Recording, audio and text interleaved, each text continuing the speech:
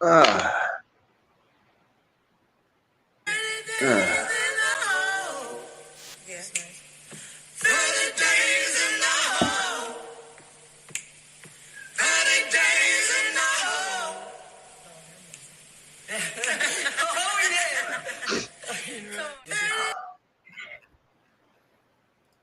All right, folks, opening day.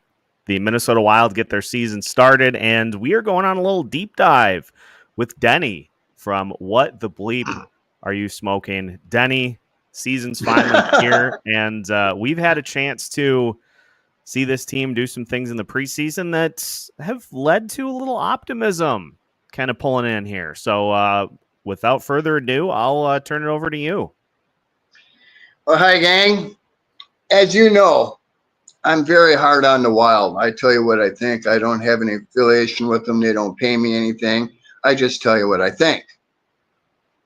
And after considerable thought on this and looking at what the starting lineup was to what it is now, I have changed my view a little bit about the Wild. And to start out, I'm going to say that the Wild get 104 points this year. Last year was 87. I'm going up to 104, and I'm going to explain why. The lines as they currently sit with Rossi, Kaprizov, and Zuggs up top, I look for them to score 120 goals, the first line. I got Kaprizov hitting 60, Rossi 40, and Zuggs 20, which I think is quite reasonable. Even though Kaprizov hasn't had 60 yet, as many people have pointed out, he's going to have a career year this year. He's pretty due. And Rossi makes all the difference. I'm very high on Rossi, and this is his breakout season for him. And for the second line, I have, even though they got Mojo starting, they didn't bring Ogren up here to sit on the bench. So I think he's got a very short leash, and Mojo will be gone a lot sooner than later. And so I got Ogren, Eck, and Boldy for the second line. I got Ogren with 25 goals, Eck with 35, and Boldy with 40, which is 100 goals. For the third line, I got Foligno, Hartman, and Trennan, which I really like that for a third line. That's a nice line. Yeah. And I got them at 45 goals with Foligno 10, Hartman 20, and Trennan with 15. I'm not being crazy about this. I put a lot of thought and effort and looked at a lot of analytics to come up with these numbers. And for the fourth line, I got Lauko, Murat, and Freddie. Lauko with 12 goals, Murat with 20, and Freddie with 13 for 45 goals. And as you know, last year, the fourth line combined with all 7 players was 21 goals. So that's more than double. That's a beautiful thing. And the crazy part about that fourth line number is that 10 of those were Connor Dewar. Yeah. And so 14, and then I think Duhaime had 4. And so that's 6. That's 5 guys that combined to score 10 goals on that. Yeah. All they did was waste time. Yeah, it's brutal. So with those 4 lines going, it's not unreasonable. I got them at a total of 364 goals with the defense. And for the defense, I got Faber hitting 70 points this year, 20 goals and 50 assists. Well, when you look at his power play time, what he was doing before he got his broken ribs and what you can expect, I think that's a very reasonable number. I mean, Faber's our next superstar. He's an elite class defenseman. He may not get the points as the big boys yet, but he will. And he's a shutdown defenseman. There's nothing wrong. He checks all the boxes, and he's only getting better. And then for Spurgeon, I got him at 45 points this year. 2 years ago, he was at 43. I don't think that's unreasonable to expect playing with with Faber. I think that's a reasonable number. And I got Middleton with 20 points. I got Brodeen with 28 points. I got Chisholm with 30 points, and I got Hunt with 25. And yes, I'm replacing Hunt with Bogle, who once they see how they go around him, I mean, Bogle wouldn't be on my team, and I hope they trade him. And so to put it, I got Hunt for Bogle, Ogren for Mojo, and Clark for Zuggs, because Zuggs is going to run out of steam just like he did last year at the halfway point. I mean, at his age, when the juice is gone, it's gone. And Yeah. you could see it in his play the last half of the season. He just didn't have it. And it's no fault of his. He still tried. It just, when the juice is gone, it's gone. But I expect him to do pretty good the first couple months.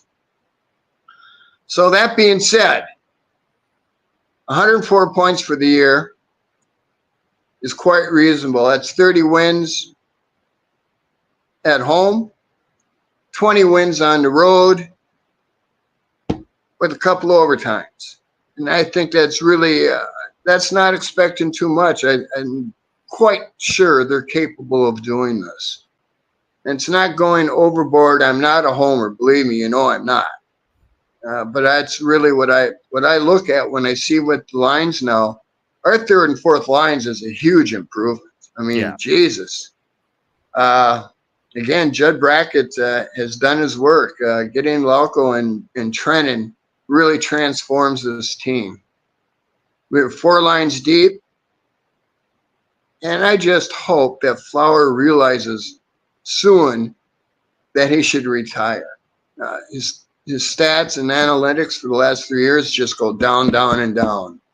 When you're ranked 69th out of 73 goalies on the power play at .813 save percentage, that says it all. What more do you need to say?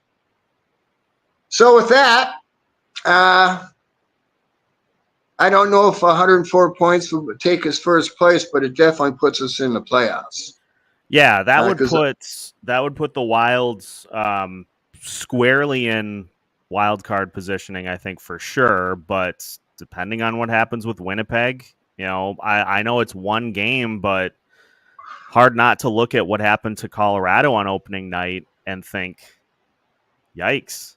So that'll put them more in the division footholds than it will the wild card, which I think especially on a bounce back year like this, like we assume that this is going to be. Yeah, I think it's better to be in that divisional chase than it is trying to fight it out with 5 other teams in the wild card. Well, when I look at this team, they're scary good now. And if they do what I expect they're going to do, I see Clark replacing Zugg second half. And of course, Ogren for Mojo and Hunt for Bogle. That gives us one hell of a team. I'm really excited. And I know it's a complete turnaround from my beginning thoughts, but you know, I tell you how I feel, and these are my thoughts. I'm excited for this year. I really am. And Denny is somebody that's done this for a long time. Having something change your mind is perfectly fine, perfectly acceptable.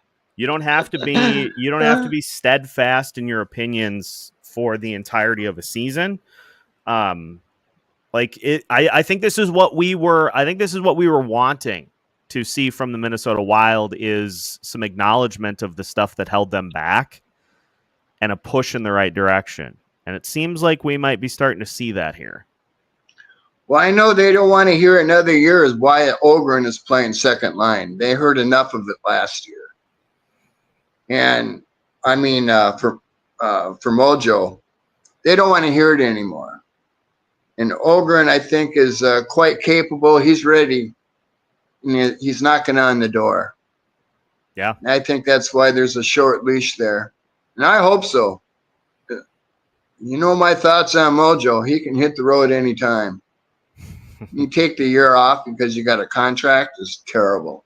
Yeah. And he's the biggest reason why we lost, why we didn't make the playoffs. His lack of play is all telling. It's a key spot. Second line wing, you got to have consistent production there, and if you don't, it's hard to overcome. Yep, and I know that management does not want to hear about Ogren, about Mojo anymore. So, Yeah. I don't know what you guys are thinking of my lineup, my goal projections. If you got something you want to say, tell me. Yeah. I'm always open. I always answer your questions.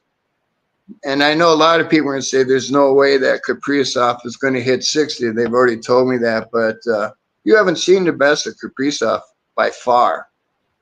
He's a top 5 player in the world.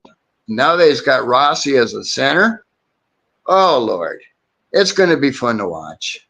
And with Zug's passing, he's giving up his shot making a little bit, but that's okay. He's got 2 shooters in front of him. Yeah. That's my deep dive. All right, I like that. Denny's deep dive here for today ahead of tonight's game. Reminder, we'll have our next live show. We'll have the postcast after the game tonight. Next live show will be Monday night because we got the game against Winnipeg on Sunday. Also got the Vikings are on a bye this week. What am I talking about? But yeah. We'll get the live show on Sunday night to have a chance to react to the Winnipeg game, because I think that'll be important to see how the Wild do with their first big divisional test. Game analysis coming up. Yeah, it is. It's finally here. Denny, thanks for joining us today, and we will catch up with you after the game tonight, as well as on Monday night as well. There you go. See you, everybody.